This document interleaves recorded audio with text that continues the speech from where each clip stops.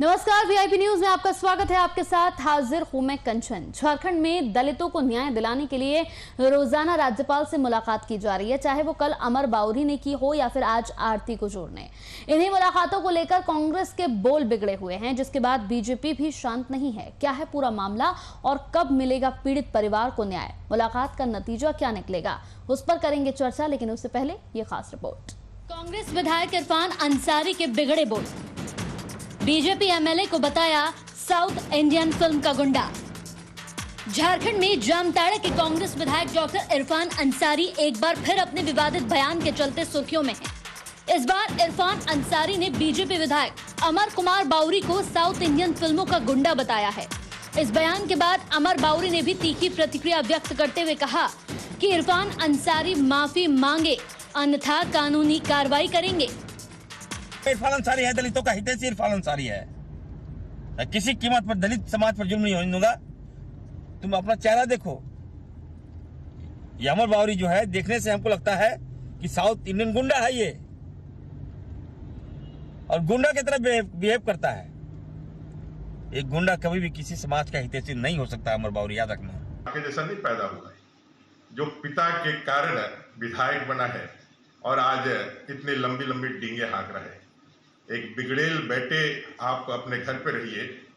सार्वजनिक जीवन में जब एक जनप्रतिनिधि के रूप में आए हैं और आकर के जब आपने संविधान का शपथ लेकर के आप आगे बढ़ रहे हैं, तो थोड़ी भी नैतिकता और थोड़ा भी शिष्टाचार जरूर उम्मीद करेंगे। ये बिगड़ेलपन और इस तरह की भाषा अपने घर पे, अपने गुंडों के सामने और अपने परिवार के सामने बोले, सार्वजनिक जीवन में कहते ये माफ नहीं किया जाएगा। दरअसल पूरा मामला तब का है जब बीजेपी विधायक अमर बाउरी ने दलित परिवार के साथ राज्यपाल से मुलाकात की, जो कि कांग्रेस विधायक को रास नहीं आई और वो बरस पड़े अमर बाउरी पर। साउथ फिल्मों का गुंडा बताने के साथ उन्होंने ये भी अमर बाउरी दलितों के नकली हितैषी बनकर सामने आ रहे हैं कह डाला। साथ ही ये भी कहा कि बीजेपी शासित राज्य में दलितों की दुर्दशा है और बहू बेटियां सुरक्षित नहीं है। हमारी बहू बेटियां सेफ नहीं है। भाजपा की सरकार में खुलेआम बलात्कार हो रहा है, मारा जा रहा है, पीटा जा रहा है दलित समाज को। कोई लाभ नहीं दिया जा रहा है वहां। वही हाल गुजरात में भी है। हमारी बच्चियां वहां सेफ नहीं है, दलित समाज वहां सेफ नहीं है, और नकली हितैषी बनकर तुम झारखंड में दिखा रहे हो। अमर बाउरी, ये कतई मैं बर्दाश्त नहीं।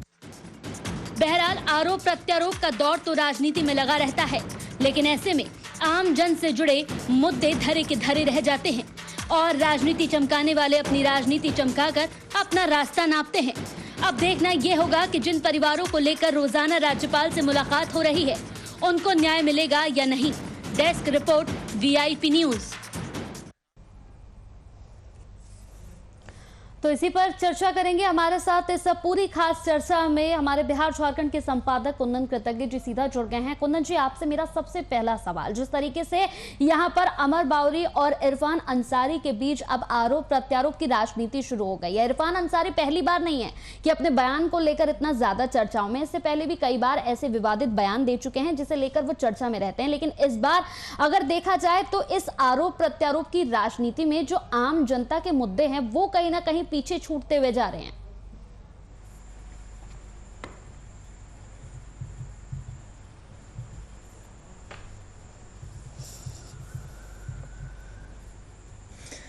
देखिए कंचन, इरफान अंसारी के इस बयान से थोड़ा पहले अभी हाल ही में दुमका के जो उपचुनाव हुए थे, और उस उपचुनाव में जिस तरीके से इरफान अंसारी ने सीधा निशिकांत दुबे और भारतीय जनता पार्टी के प्रतिनिधियों के लिए जो उनकी भाषा थी, जो वाणी की संयमता थी, उसको खोते हुए देखा है।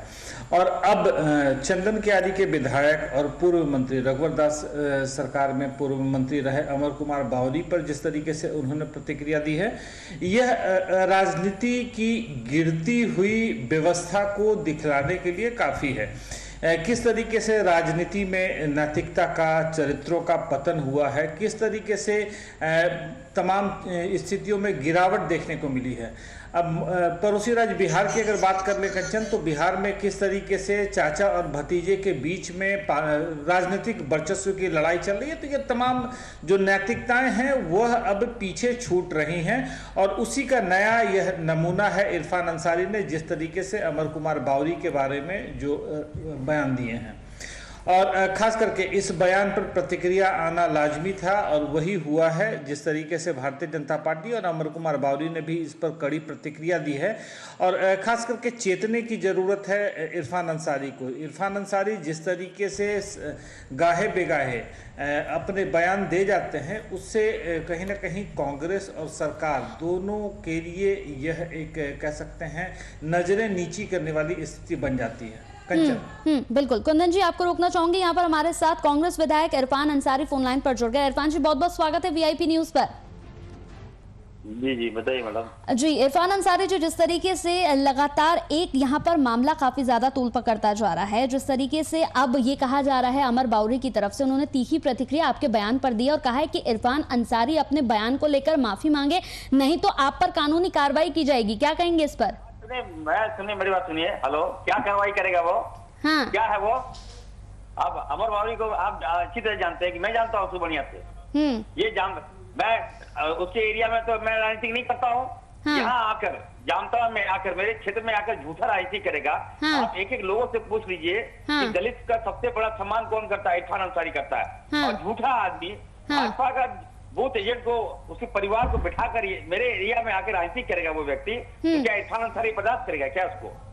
और इसको टूल दिया जा रहा है। मतलब मैं मर्यादा में रहता हूँ, याद रखिएगा। हेलो जी, मैं आपसे कहना चाहता हूँ, आपके माध्यम से कहना चाहता हूँ उनको, मैंने उनको कहा कि देखने से वो लगता है साउथ इंडियन का जैसे रजनीकांत जैसे होता है वो भी गुंडागर्दी करता है। तो रजनीकांत तो सुपरस्टार है, ठीक है, तो मैंने इससे बुरा क्या कहा उसको? और अपने एरिया देखिए, वो मेरे एरिया में आकर राजनीति करेगा। दलित का हित, आज दलितों का रेप हो रहा है। बिल्कुल बिल्कुल। इरफान जी, हमारे साथ इस पूरी चर्चा में बिहार झारखंड के संपादक कुंदन जी भी हमारे साथ जुड़े हुए, वो भी आपसे एक सवाल करना चाहते हैं। जी कुंदन जी। देखिए, इससे पहले जो बोला था गलत बोला। डॉक्टर भी हूँ और बहुत सम्मान करता हूँ सबका।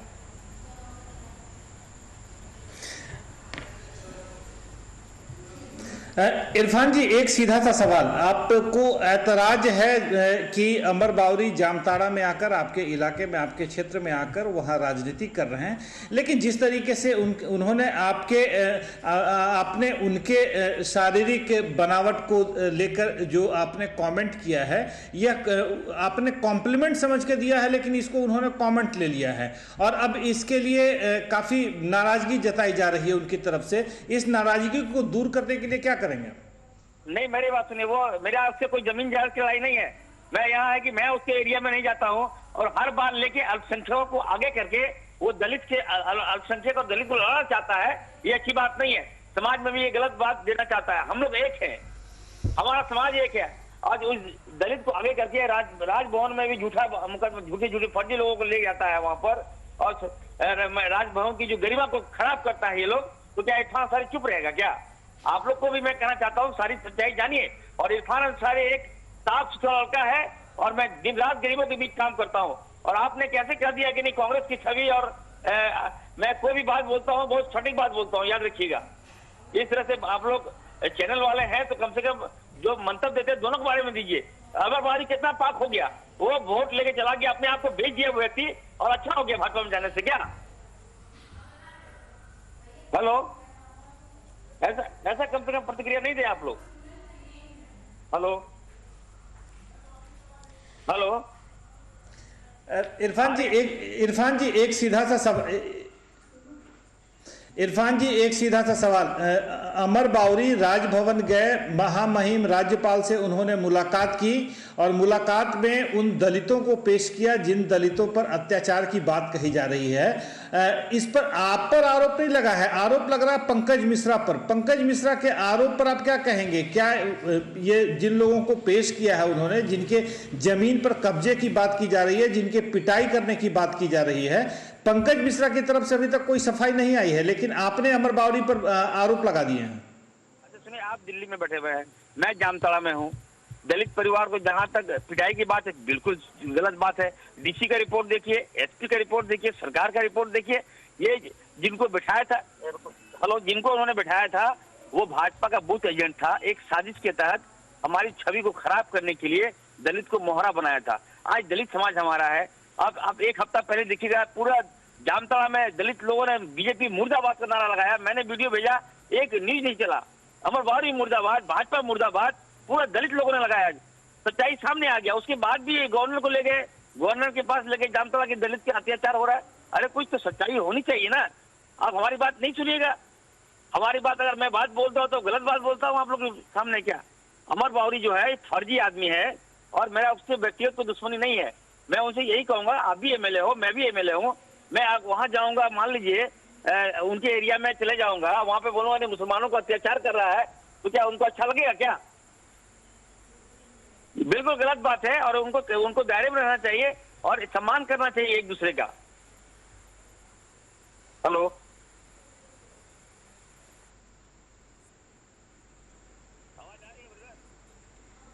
इरफान जी, जिस तरीके से ये मामला तो जिन लगा मुद्दों को लेकर राजभवन गए थे अमर बावरी, उन मुद्दों में कहीं सत्यता नहीं है। वो मुद्दे, तमाम मुद्दे फर्जी हैं।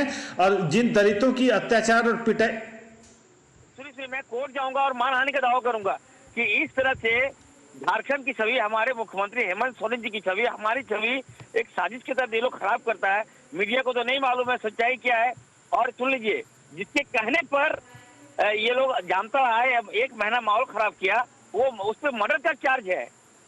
वो व्यक्ति कहीं आप समाज में पूछ लीजिए, जामताड़ा में आके पता कर लीजिए कितना घिनौना व्यक्ति है। उसी के इशारे पर इस तरह से घटना का अंजाम दिया गया।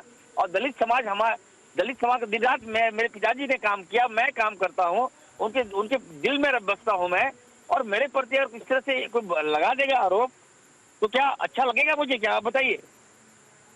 और महामहिम को बड़ा रिक्वेस्ट होगा महामहिम से कि कम से कम लोगों से जब आप मिलते हैं तो उनके बारे में जानिए कि उनके पास कौन सा केसेस है, क्राइम, क्रिमिनल है। चलिए इरफान जी, इन आरोपों प्रत्यारोपों से दूर हटकर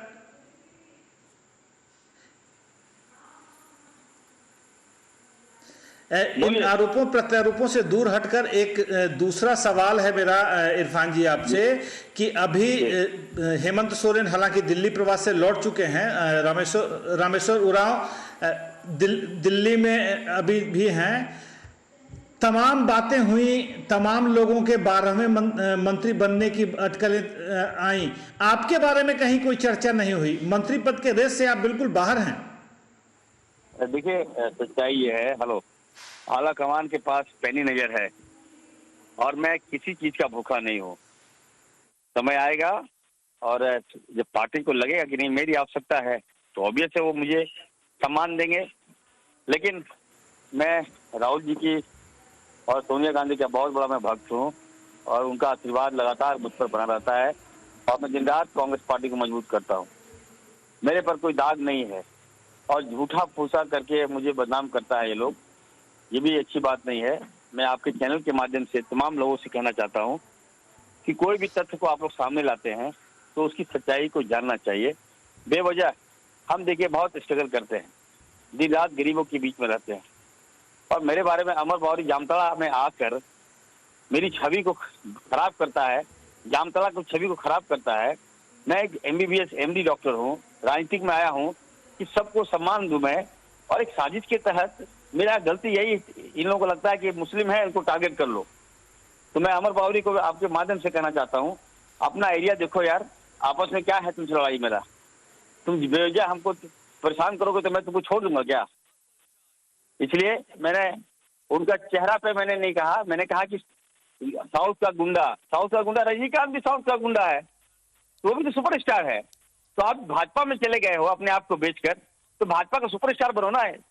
नकली काम क्यों करते हो? फर्जी काम क्यों करते हो? हेलो,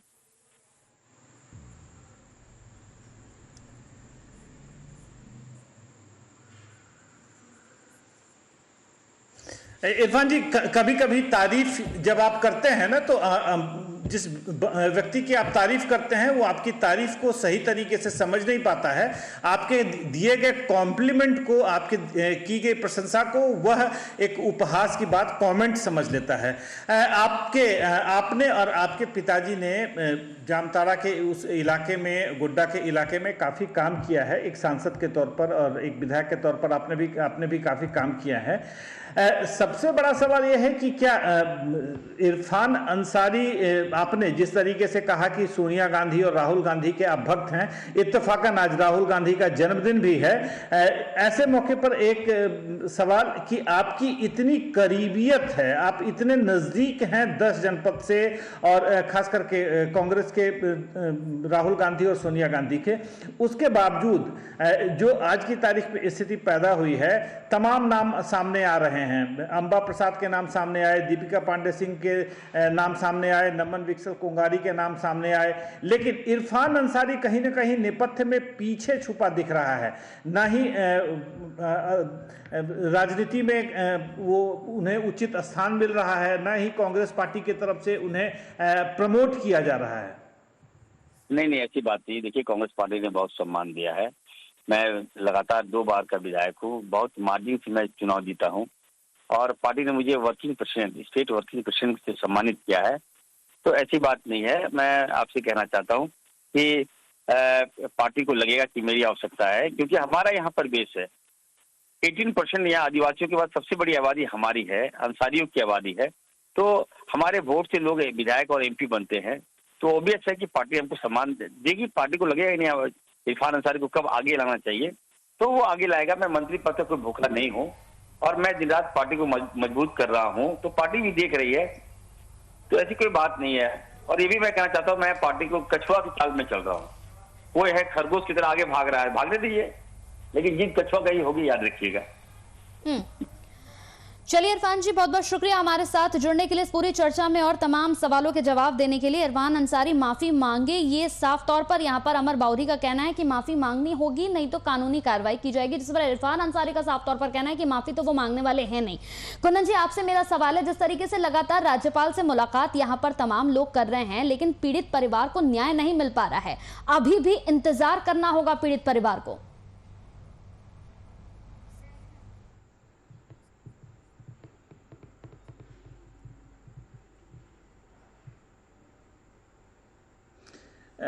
देखिए कंचन, यह मामला जिस दलित परिवार को या जिन व्यक्तियों को महामहिम राज्यपाल द्रौपदी मुर्मू के समक्ष पेश किया गया है और जिस मामले पर इरफान अंसारी ने इतनी कड़ी प्रतिक्रिया भी दी है, यह मामला दरअसल किसी और तरफ इशारा कर रहा है और किसी और व्यक्ति को इस पूरे मामले में घेरने की कोशिश की जा रही है। झारखंड मुक्ति मोर्चा के कार्यकर्ता हैं पंकज मिश्रा, जिनकी मुख्यमंत्री हेमंत सोरेन के साथ काफ़ी जिनके नज़दीकी संबंध हैं और दुमका और संथाल के इलाके में वह काफ़ी सक्रिय होकर काम करते हैं। बीते दिनों जब से मुख्यमंत्री हेमंत सोरेन 29 दिसंबर 2019 मुख्यमंत्री की कुर्सी पर आए हैं, तब से लेकर अब तक कई नाम नेपथ्य से उभर कर सामने आए और उन लोगों पर आरोप लगा है मुख्यमंत्री से नज़दीक होने का और साथ ही साथ उसके जायज़ नाजायज़ फायदे उठाने का।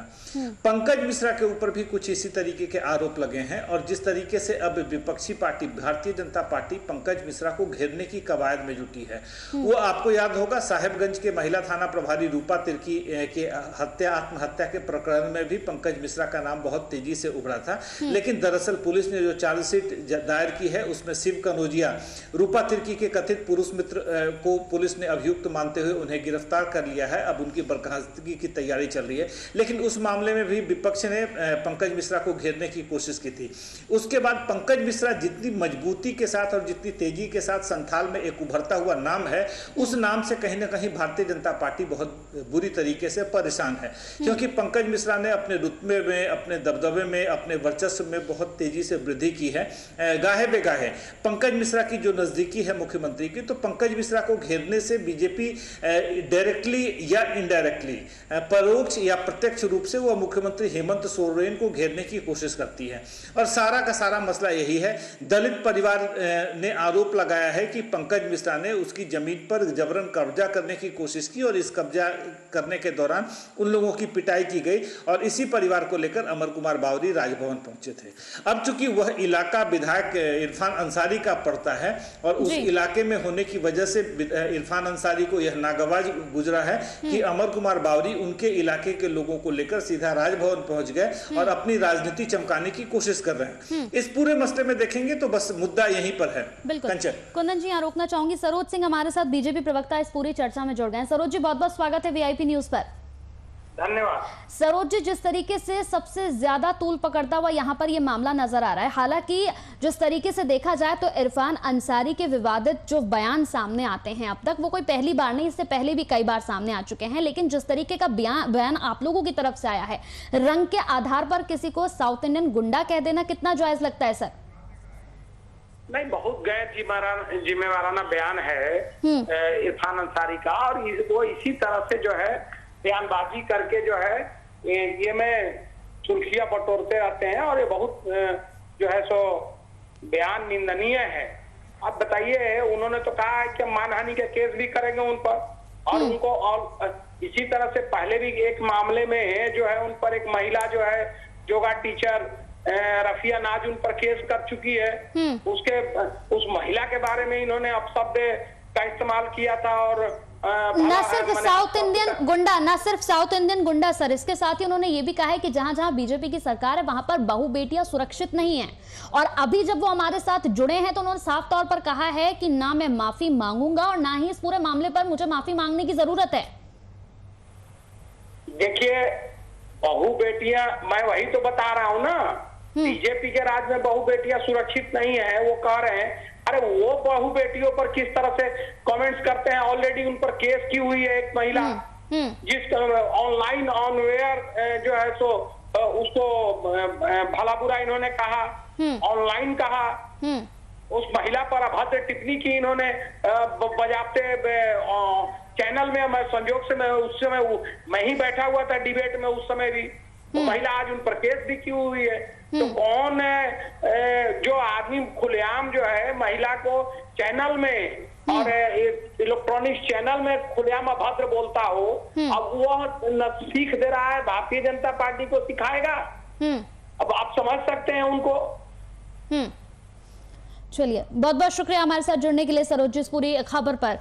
कुंदन जी, आपके पास मैं लौटूंगी। जिस तरीके से जब भी यहाँ पर कोई एक मुद्दा उठता है तो उस पर आरोप प्रत्यारोप की राजनीति सबसे पहले शुरू हो जाती है। जैसे कि अभी इरफान अंसारी भी जुड़े, उनके सीधे आरोप यहाँ पर बीजेपी पर हैं और बीजेपी के सीधे आरोप उन पर हैं। तमाम आरोप प्रत्यारोप की राजनीति के बीच में यहाँ पर दलित परिवारों के जो मुद्दे हैं वो यहाँ पर सर साफ तौर पर ना तो यहाँ पर खुलते हुए नजर आते हैं, ना ही यहाँ पर उन लोगों को न्याय मिल पाता है।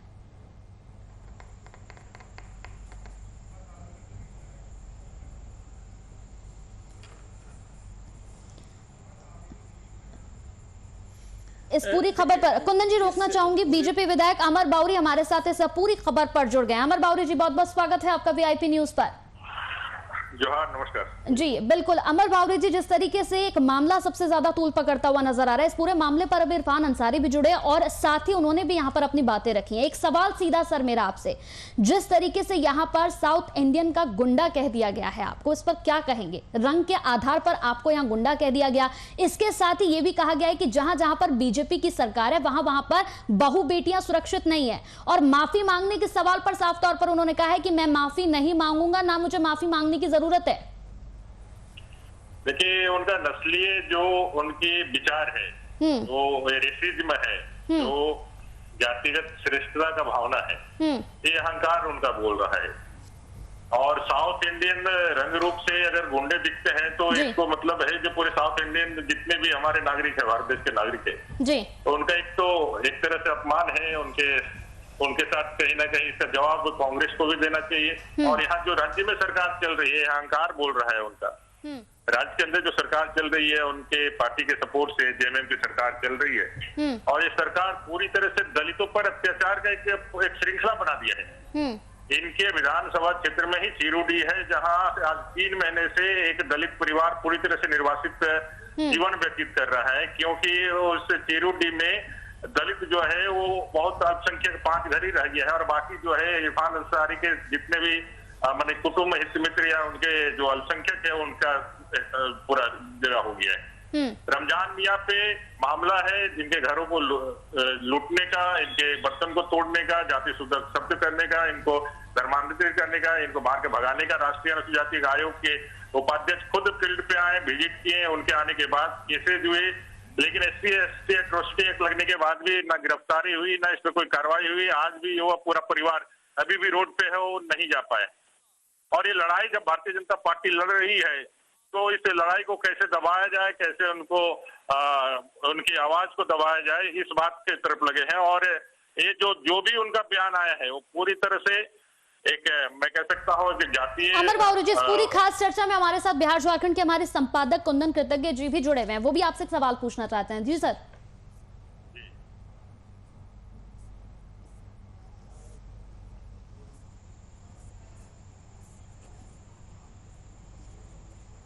बावरी साहब, एक सीधा सा सवाल, जो राजभवन में जिन लोगों के साथ आपने मुलाकात करवाई है महामहिम राज्यपाल द्रौपदी मुर्मू के साथ, उनके जो भी मामले रहे थे, यह मामला उस इलाके से संबंधित है या इस मामले के जरिए पंकज मिश्रा और हेमंत सोरेन को साधने की कोशिश की जा रही है?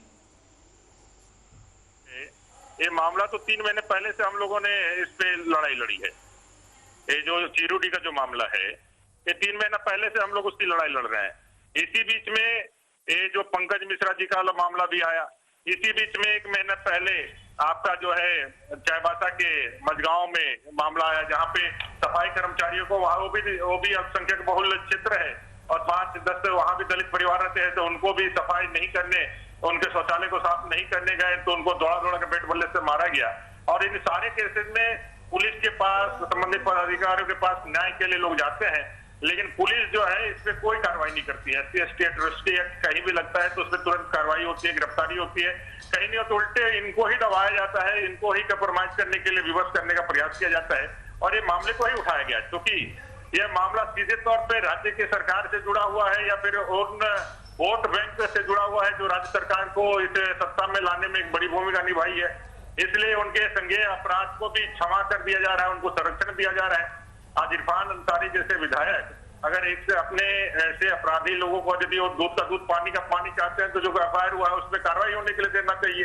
लेकिन वो जिस तरह से इसको दबाने का प्रयास करे, और एक विधायक, एक दलित होने के नाते ना, वो पहली बार भी उसने इस तरह के शब्दों का इस्तेमाल किया था, मैंने उसको इग्नोर किया था। दूसरी बार फिर से उसने क्या है, और सिर्फ मेरे को नहीं किया है, सभी समाज को लिए इसकी भावनाएं हैं और ये बात है।